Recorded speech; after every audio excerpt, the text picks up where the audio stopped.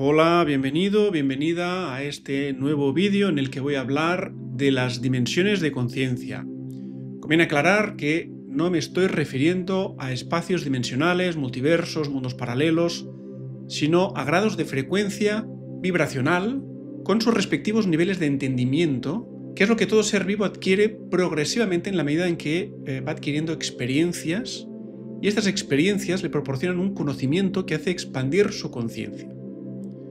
Entonces vamos a seguir la ley de octavas. Esta ley de octavas es la que rige nuestra experiencia humana en la Tierra, como puede ser el espectro de colores, 7 colores del arco iris, las 7 notas musicales, los 7 chakras también es lo que nos sirve de referencia para ver esta progresiva evolución de la conciencia. La primera dimensión de conciencia es una frecuencia muy elemental, pero de inmenso valor, porque se corresponde con las estructuras básicas y los soportes vitales a partir de los cuales pueden surgir nuevas formas de vida más complejas. La primera dimensión de conciencia es la encargada de convertir la energía en materia. Es la dimensión del reino mineral y la frecuencia primaria en la que vibran los átomos y las moléculas. Los tradicionales 4 elementos, tierra, agua, aire y fuego, pertenecen a esta primera dimensión.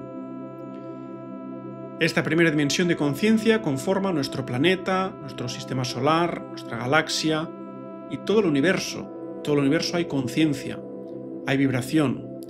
Estamos hablando de plano físico, pero en este plano físico hay una vibración básica. No es vida como tal y como la entendemos, pero sí hay una conciencia que permite que emerjan nuevas formas de vida. La segunda dimensión de conciencia es la frecuencia de los reinos vegetal y animal. El paso de primera a segunda dimensión es probablemente el salto evolutivo más importante, pues se calcula que entre unos 3.000 y 4.000 millones de años atrás surgió el primer organismo vivo de nuestro planeta, una célula.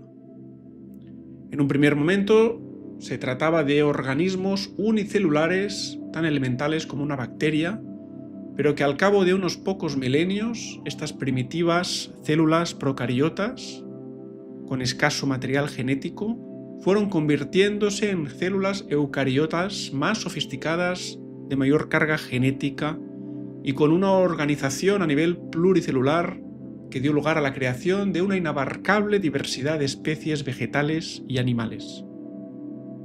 Esta segunda dimensión de conciencia es el inconsciente colectivo de las especies. Una conciencia subyacente que las mantiene unidas a través de una fuerte identidad biológica. Esta identidad es la que permite que todos los ejemplares de una misma especie puedan reconocerse y cumplir con sus funciones reproductoras, así como seguir sus particulares instintos en cuanto a métodos de subsistencia, supervivencia o migración. A pesar de que algunas especies suelan vivir de manera más aislada y autónoma, aquí todavía no existe una conciencia de individualidad. Se trata de una dimensión regida por una conciencia grupal y por una completa ausencia de temporalidad. Si bien es cierto que se pueden apreciar en algunos animales un cierto grado de memoria que les permite ir modificando su conducta, no existe en ellos todavía una conciencia de lo que son los tiempos pasado y futuro. Solo existe el momento presente, aunque de un modo completamente inconsciente. Este estado de atemporalidad, que con tanta naturalidad se aprecia en el reino animal, despierta mucho interés en todos aquellos hombres y mujeres que se esfuerzan a diario por vivir en un constante aquí y ahora. Sin embargo, no será hasta alcanzar la sexta dimensión de conciencia cuando podremos reencontrarnos nuevamente con este mismo estado atemporal, pero de manera consciente. Los seres que vibran en la segunda dimensión de conciencia viven sometidos a los instintos. Apenas existe posibilidad de elección.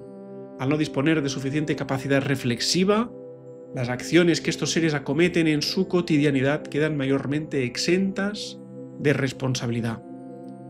Sin embargo, para aquellas especies que dotadas de mayores aptitudes cognitivas titubean antes de reaccionar de manera instintiva a sus impulsos, comienzan a abrir un reducido abanico de posibilidades y en el momento en el que aparece una mínima posibilidad de elección, esta conlleva un proporcional grado de responsabilidad. Este incipiente margen de actuación es la brecha que permitirá que los seres del reino animal puedan ir evolucionando paulatinamente hacia especies más perfeccionadas hasta conseguir finalmente trascenderlo. Así llegamos a la tercera dimensión de conciencia, que es la frecuencia vibratoria que ha estado sintonizando a la humanidad en el transcurso de la historia hasta el momento presente. Aquí es cuando se produce la pérdida de sentido grupal, tan característico de la segunda dimensión de conciencia del reino animal, y da comienzo lo que se conoce por sentido de fragmentación o conciencia fragmentada. Esto significa que a pesar de que un ser de tercera dimensión suele seguir viviendo rodeado de otros seres, o sea, en sociedad, cada individuo desarrolla su propia identidad personal. Este es el nacimiento del ego y la personalidad. Es la frecuencia en la que nos hacemos conscientes de nosotros mismos, pero a su vez es en la que nos sentimos más alejados los unos de los otros y en la que estamos más separados del todo que nunca. El miedo, la desconfianza, la aversión, la intolerancia y una clara tendencia hacia la dominación, el control, el poder y la posesión son solo algunos indicadores que nos muestran que un individuo, grupo o sociedad sigue anclado en la tercera dimensión de conciencia. Quien permanezca en tercera dimensión de conciencia, lo más probable es que las experiencias que le lleguen en clave de infortunio o desgracia no sean debidamente comprendidas y vividas, por tanto, de manera dolorosa. Pero en la medida en que uno va conectando con una conciencia superior, más lúcida, empática y desapegada, comienza a comprender que todo lo que nos ocurre en la vida tiene un motivo, una causa, un propósito y un por qué o para qué, a pesar de que la respuesta a menudo permanezca fuera de nuestro alcance. Esta comprensión permite comenzar a liberarnos de un victimismo que solo trae consigo desdicha y sufrimiento. Aquí es donde se nos presentan los mayores retos de crecimiento y evolución, puesto que da comienzo la ardua tarea de integración consciente hacia el ser único. A pesar de que grandes conciencias han ido viniendo una y otra vez a dar un impulso a la humanidad, es en estos albores del siglo XXI cuando se está produciendo el mayor despertar global a cuarta dimensión de conciencia. Pero tal y como ocurrió en anteriores transiciones, esta se irá igualmente implementando de manera gradual. Hasta que no alcancemos una determinada masa crítica de conciencias vibrando a cuarta dimensión, la nueva realidad seguirá conviviendo con la antigua y los nuevos patrones de organización seguirán estando condicionados por los viejos esquemas y códigos de conducta. Sin embargo, cada vez son más las personas que sienten la necesidad de buscar respuestas que aporten un mayor significado a su experiencia existencial, que desean comprender un poco mejor su realidad personal y que se plantean seriamente cuál debería ser su rol en la sociedad. Este inconformismo respecto a lo que por tanto tiempo lleva establecido como modelo organizativo inamovible, pero que en la actualidad se percibe como obsoleto, es el origen de un cambio vibracional a gran escala cuyos efectos tarde o temprano acabarán por provocar el desmoronamiento de las antiguas estructuras de poder, que dará paso a unos modelos socioeconómicos más justos y equitativos. Es en la cuarta dimensión de conciencia que se percibe con claridad el concepto de reciprocidad. Aquí nos hacemos conscientes de que cada uno de nuestros actos repercute de manera directa o indirecta en la sociedad y que por consiguiente afecta a la vida de los demás. En cuarta dimensión decidimos asumir una responsabilidad mayor, pues nos damos cuenta de que toda implicación es necesaria si lo que se pretende es que el cambio colectivo llegue a materializarse. Esta es la conciencia que moviliza a todo aquel que lucha por imponer la justicia y la igualdad entre los hombres, a erradicar la pobreza, a atender al necesitado, a proteger el medio ambiente y a tratar de hacer en definitiva de este mundo un lugar mejor. Es la dimensión en la que comenzamos a regresar a una conciencia de integración grupal, aunque sin perder de vista nuestra identidad personal. En la actualidad son muchos los seres de este planeta que ya tienen bien consolidada su expansión de conciencia a cuarta dimensión y viven, por tanto, sus vidas de manera mucho más consciente, responsable y solidaria. La quinta dimensión de conciencia es una frecuencia cuya característica principal es que comenzamos a recordar quiénes somos realmente. Aquí nos volvemos conscientes de que existe un yo profundo que se encuentra más allá del cuerpo y de la personalidad, y que es un yo que no se identifica con un nombre, una profesión, un estatus social, ni con cualquier otra faceta o expresión externa que nos pueda diferenciar de los demás, sino con el amor y la conciencia que reposan en nuestro interior. Aquí sabemos que la vida no termina en el plano físico, sino que se extiende mucho más allá de la ilusoria vida terrena, la cual era percibida hasta entonces como la única realidad posible. En quinta dimensión tomamos conciencia de nuestra naturaleza divina, eterna e inmortal, y asumimos la tarea de tener que regresar una y otra vez al plano físico en busca del conocimiento que nos permita ir ascendiendo a nivel conciencial. En esta dimensión, los lazos con nuestros semejantes se han ido estrechando hasta el punto en que llegamos a sentirnos verdaderamente unidos a un gran número de personas, indistintamente de cuál sea su género, raza, religión, cultura o creencia personal. Sin embargo, a pesar de esta sólida conciencia grupal, la percepción de unidad todavía es lejana.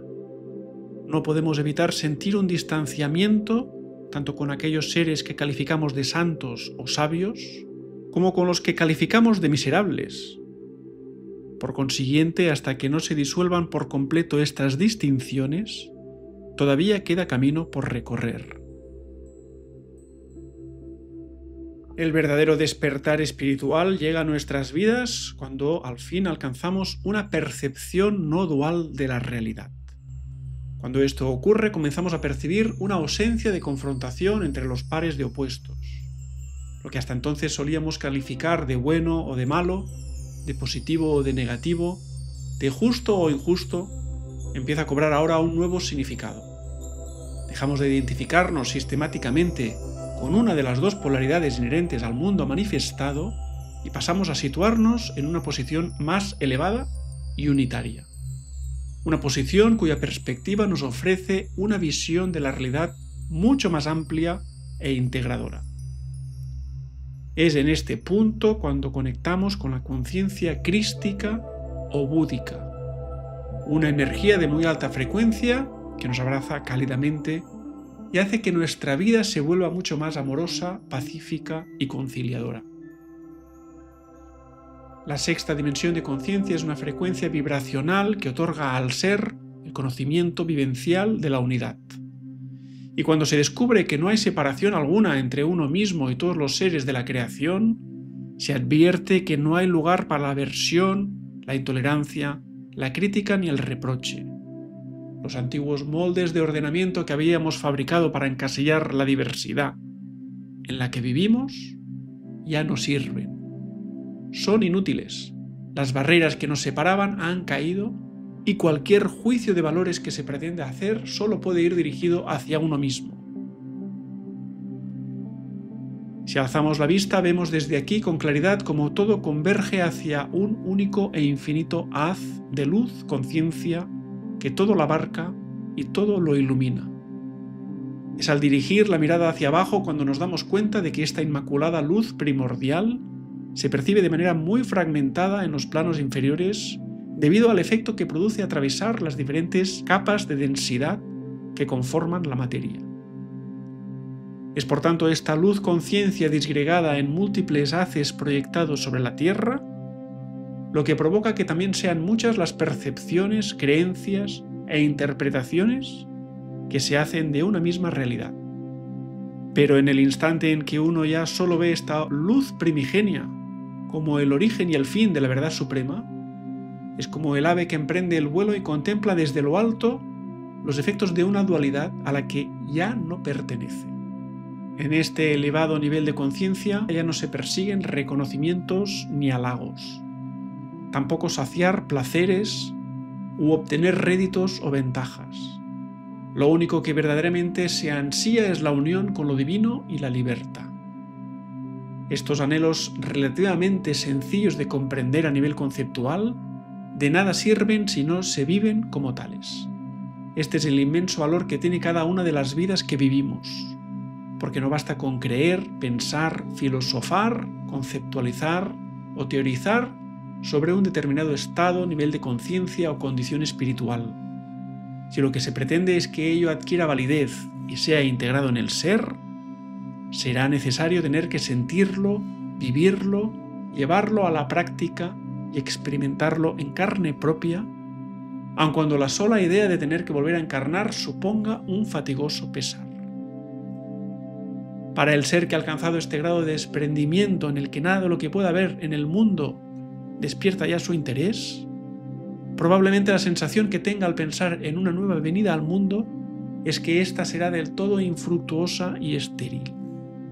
Pero ¿de qué otro modo si no podría llegar a consumarse este anhelo de liberación? Así es que aún después de haber conseguido trascender la quinta dimensión de conciencia, donde todavía uno se encuentra sometido al ciclo de muerte y renacimiento a causa del deseo y el karma, también aquí sigue habiendo una cierta necesidad de renacimiento. La diferencia, no obstante, es significativa.